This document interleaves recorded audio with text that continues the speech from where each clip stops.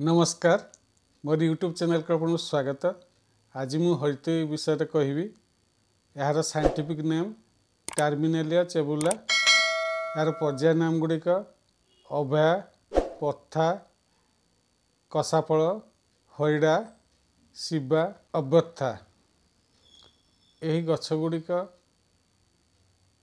10 रु 25 मीटर पर्यंत उच्चता होता है। बहु वर्ष पर्यंत बचे। यार कांड गुड़िक सरल, पत्र गुड़िक लंबा, ठीक बासंग पत्र भली। अग्रभाग भाग क्रमशः सरू। यार फलर चोपा औषध पर व्यवहार करा जाए।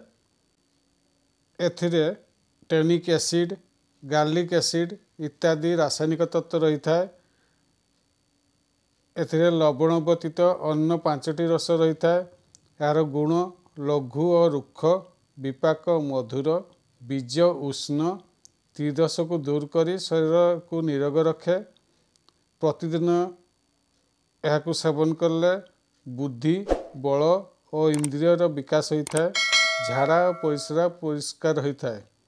खाइबा परे कसाफल चूर्ण गुड़ सहित खाइले ब्लीडिंग पाइल्स बा अर्शरे रक्त पड़ा, बांती, बात रक्त बा गाउट, गुल्म, ट्यूमर, फुला इत्यादि रोग भल होता है। हरिड़ा चूर्ण को उषुम पानी सहित खाइले पेट रोग हिक्का भल होता है। गोमूत्र सह हरिड़ा चूर्ण खाइले रक्तहीनता फाइलेरिया भल होता है। हरिड़ा चोपा को घीरे भाजी खाइले बल बढ़े, चक्षु और आखि धरा रोग भल होता है।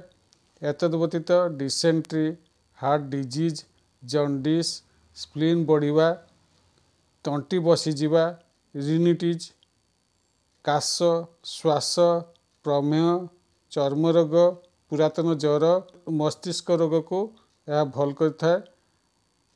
यार फलर चोपा 3 ग्राम पर्यंत दि जापे। यह व्यवहार करने पूर्वर आयुर्वेद डाक्तर परामर्श नेबे। धन्यवाद।